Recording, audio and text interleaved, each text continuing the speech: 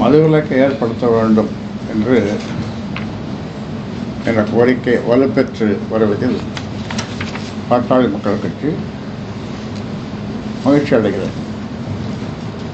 தமிழ்நாட்டில் மதுவிலக்கு குறித்து பேசுவதற்கு மிகவும் தகுதியான கட்சி பாட்டாளி மக்கள் கட்சி தான். அதுவும் இந்த ராமதாஸ் தான். 1981 எம்ஜிஆர் ஆட்சியில் மதுவிலக்கு ரத்து செய்யப்பட்ட நாளில் தொடங்கி கடந்த 44 ஆண்டுகளாக மதுவிலக்குக்கு எதிராக பாட்டாளி மக்கள் கட்சி போராடி வருகிறது.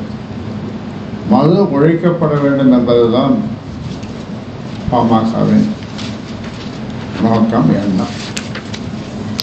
சென்னை மாகாணத்தின் சில பகுதிகளில்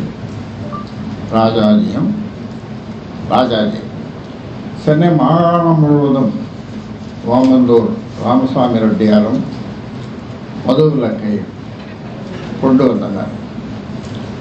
25 ஆண்டுகளுக்கு பிறகு 1972 ஆண்டில் கலைஞர் மதுவிலக்கை ரத்து செய்ய தீர்மானித்த போது 94 வயது முதியவரான ராஜாஜி கொட்டும் மழையில் கலைஞரின் வீட்டுக்கு சென்று மதுவிலக்கை ரத்து செய்யக்கூடாது என்று வலியுறுத்தினார். ஒரு தலைமுறை மது என்றால் என்ன என்றே தெரியாது, அந்த மாதிரி வாழ்ந்துட்டாங்க. அதனால் செய்யாதீங்கன்னு சொல்லி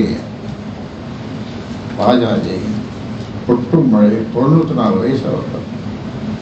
ஆனாலும் கலைஞர் மதுவை திறந்து விட்டார்.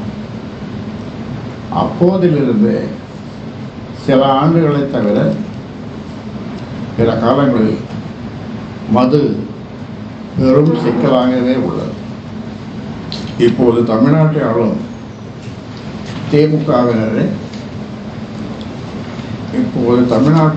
திமுகவினரே மது ஆலைகளை நடத்தி கொண்டிருக்கின்றனர். மதுவுக்கு எதிராக 35 ஆண்டுகளில் 200க்கும் மேற்பட்ட போராட்டங்களை மதுவுக்கு எதிராக 35 ஆண்டுகளில் 200க்கும் மேற்பட்ட போராட்டங்களை நான் நடத்தியுள்ளேன். 32 மாவட்டங்களிலும், அப்பொழுது 32 மாவட்டம், இப்போ 38 மாவட்டம், 32 மாவட்டங்களிலும் மகளிர் மது ஒழிப்பு மாநாடுகளை நான் நடத்தியுள்ளேன். மகளிரை கொண்டு ஆயிரக்கணக்கான மகளிர்கள் கலந்து கொள்வார். அனைத்து சமுதாய தலைவர்கள் கூட்டத்தை நடத்தி அவர்களை அழைத்து கொண்டு முதலமைச்சராக இருந்த கலைஞரை சந்தித்து மதுவிலக்கை நடைமுறைப்படுத்த வேண்டும் என்று வலியுறுத்தினேன். டாஸ்மாக் கடைகள் தொடங்கப்பட்ட போது 7200க்கும் கூடுதலான மதுக்கடைகள் இருந்தன. டாஸ்மாக் கடைகள் தொடங்கப்பட்ட போது 7200க்கும் கூடுதலான மதுக்கடைகள் இருந்தன. அவற்றை 4800 கடைகளாக குறைத்த பெருமை பாட்டாளி மக்கள் கட்சியை சேரும். உச்சநீதிமன்றம் வரை சென்று போராடி தேசிய மாநில நெடுஞ்சாலைகளில் உள்ள 3321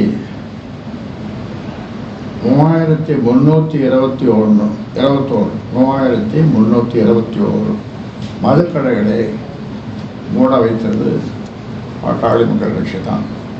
தமிழ்நாட்டில் காலை 8 மணி முதல் நள்ளிரவு 12 மணி வரை மொத்தம் 16 மணி நேரம் மதுக்கடைகள் திறக்கப்பட்டு இருந்தன. அதை 10 மணி நேரமாக குறைத்தது பாட்டாளி மக்கள் கட்சி தான். 16 மணி நேரத்தில் 10 மணியாக குறைத்தது பாட்டாளி மக்கள் கட்சி தான். தமிழ்நாட்டில் உள்ள அரசியல் கட்சிகள் மதுவிலக்கு பற்றி பேசவே அஞ்சின.